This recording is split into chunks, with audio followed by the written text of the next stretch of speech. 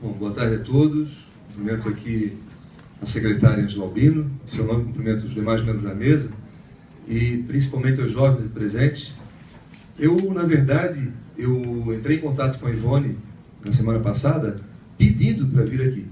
Eu queria e quero muito falar com vocês, principalmente pela fala da Marilu, emocionante e emocionada, né? Ela fala muito bonita, mas quando ela falou uma situação que não se faz, nós não estamos fazendo política para, nós temos que fazer política com.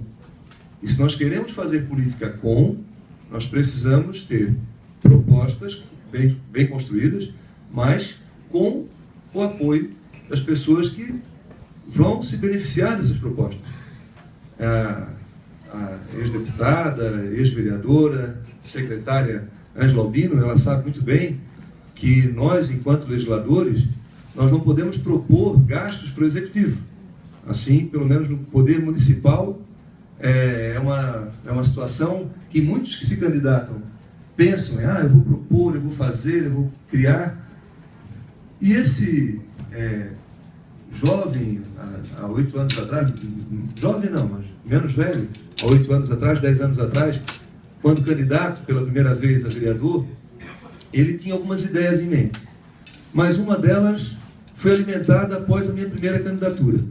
Eu assumi em Brasília a coordenação nacional, era coordenador geral de preparação e intermediação da mão de obra juvenil. Nossa, uma coisa assim fantástica. Mas o fantástico desse título não era o título, o fantástico desse título era aquilo que nós poderíamos fazer. E nós nos propusemos a andar por esse país que é gigantesco, fazendo todo o possível para aumentar o número de aprendizes. E eu lá coordenava a pasta de aprendizagem, além da de estágio. E eu fiquei picado, eu sempre digo isso, eu fui picado pela mosca branca da aprendizagem. Eu fiquei apaixonado pela aprendizagem.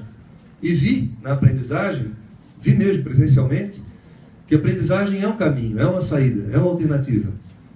E diminuição de maioridade penal, meu Deus, isso aí tem que ser uma coisa banida de qualquer discurso. E até me frustro quando pessoas do meu partido aprovam essa ideia, concordam com a ideia dessa, sabendo que não é discussão de um partido como o nosso, que é trabalhista e que é voltado. O Brizola deve se contorcer no túmulo, por conta de uma situação atual.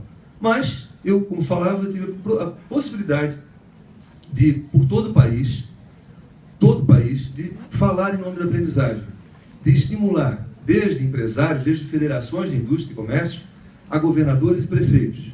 E nós fizemos, e aí eu apresentava para a Ivone, e agradeço a Ivone da oportunidade de estar aqui, apresentei por e-mail para a Ivone o gráfico do Ministério do Trabalho, que mostra que no período que estivemos à frente dessa pasta, e ela não vai me deixar mentir, porque foi encaminhado, isso é oficial, que o gráfico ele deu uma crescida assustadora.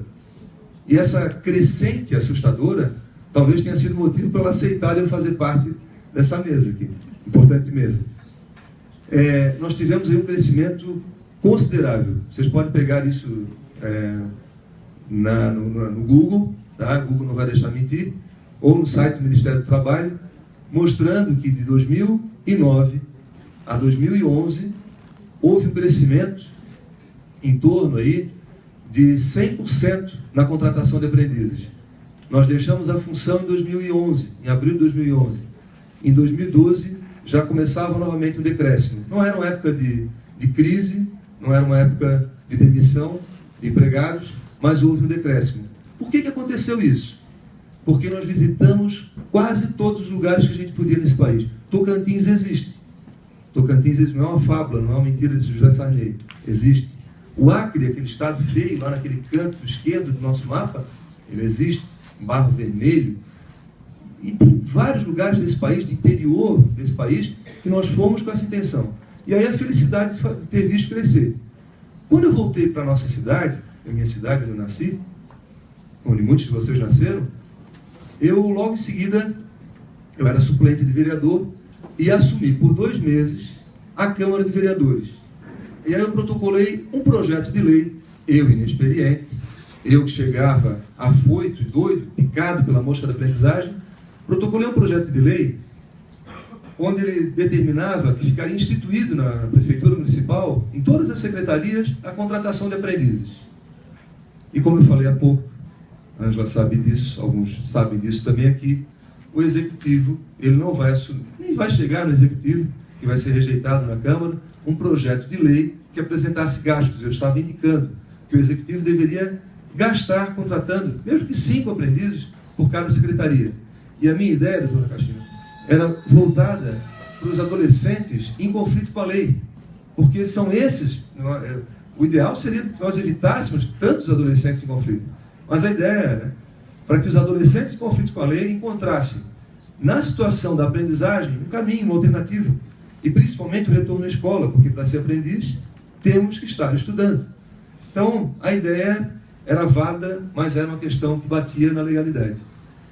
Esse ano, novamente, depois de uma eleição passada, novamente suplente, o ano passado, eu retornei à Câmara, e agora eu protocolei aqui no nosso município, no dia 10 de junho, 2 dias antes do Dia dos Namorados, quarta-feira da semana passada. A gente já vinha estudando de maneira encontrada. Qual seria a maneira encontrada?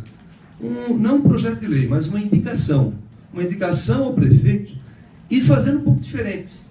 Não uma indicação que obrigasse a ele a contratar aprendiz, porque eu não sou obrigado e pronto, mas uma indicação que faça com que todos os prestadores de serviços à cidade de Florianópolis, as autarquias, as fundações e as secretarias, porque elas precisam de prestadores de serviços, elas compram material, né? Que fosse desses empresários uma cláusula, um certificado, o certificado de que eles contratam no mínimo a sua cota mínima, que é 5% de aprendizes, quando eles não forem pequena empresa. Então isso é só uma sugestão. Como muito bem falou Malu, nós não podemos pensar em fazer para, nós temos que fazer com. E aí eu vim aqui pedir muito para a Ivone para estar aqui com esse propósito. Existe a ouvidoria do município, existe um número que eu nem sei qual é, está lá no site da prefeitura, existe o site que pode ser acessado, e daqui do telefone eu já posso encaminhar a isso. Fazendo esse pedido para vocês, eu peço para que vocês multipliquem esse pedido. Não precisa nem falar do meu nome não, mas que convençam a esse prefeito que é necessário contratar aprendizes sim, que é necessário, não por vocês, que muitos de vocês já até são aprendizes, mas é necessário por tantos outros que vocês não querem ver nessas fileiras aí, que daqui a pouco vão ser adolescentes em conflito com a lei, que vão ser dados da Secretaria de Defesa do Cidadão de Florianópolis, ou da Secretaria também da Assistência, ou até da Secretaria da área de Lucas, Secretaria de Justiça e Cidadania, que são adolescentes que foram mortos, vitimados pela violência. O trabalho, o mundo do trabalho, ele é um caminho para a saída da violência. E nós vemos muitos adolescentes, são vários. E aí a questão de vulnerabilidade, até eu vendo ali a apresentação do Antonieta de Barros, a vulnerabilidade, quando se fala em vulnerabilidade racial, nós só vemos, nós quando somos brancos, ou ditos brancos, nós só vemos que o Brasil é um país negro quando nós saímos do Brasil e somos tratados como muitos são tratados os negros aqui. Né? No segundo plano, com irrelevância, uma situação que não condiz, somos todos humanos nesse país e fora dele. Então, somos latino-americanos maltratados quando vamos à Europa, ou destratados, ou tratados com descaso.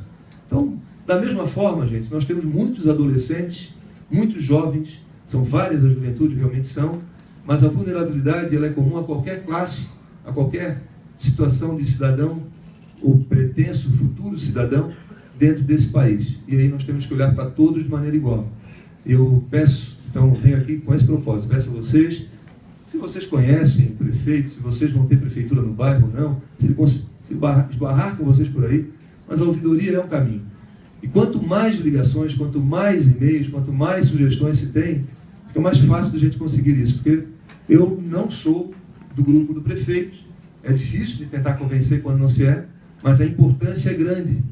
E em épocas de discussão e redução da maioridade penal, nós temos que esgotar todas e quaisquer possibilidades. Então, é com esse propósito que eu, enquanto professor, tive esse prazer de ter trabalhado com aprendizagem. Eu só saí de lá porque eu estava em Brasília, e Brasília não é fácil, gente. Morar em Brasília e ser florianopolitano não é fácil. Para quem conhece sabe o que eu estou falando. Tá? Então, faço esse apelo para vocês que tenham contato com outras pessoas, com outras redes, mas que a gente force essa situação, para que a prefeitura comece. ela seria a primeira capital. Já existem governos de estados que estão fazendo isso. Acho que começou pelo Espírito Santo, o estado vizinho Paraná faz isso também. A Brasília tinha uma discussão também lá no GDF. E nós tentamos por 2 anos levar isso a que fosse lei no país, mas não aprovou. Sempre ficou entre a Casa Civil, o Senado, o Congresso, não saía daquilo. Mas aqui eu acredito que pela nossa força possa sair. Então, obrigado, Ivane, pela possibilidade de estar aqui, já encerrou? Está encerrando. Professor é organizado. Todos os meus movimentos são friamente calculados. Tá?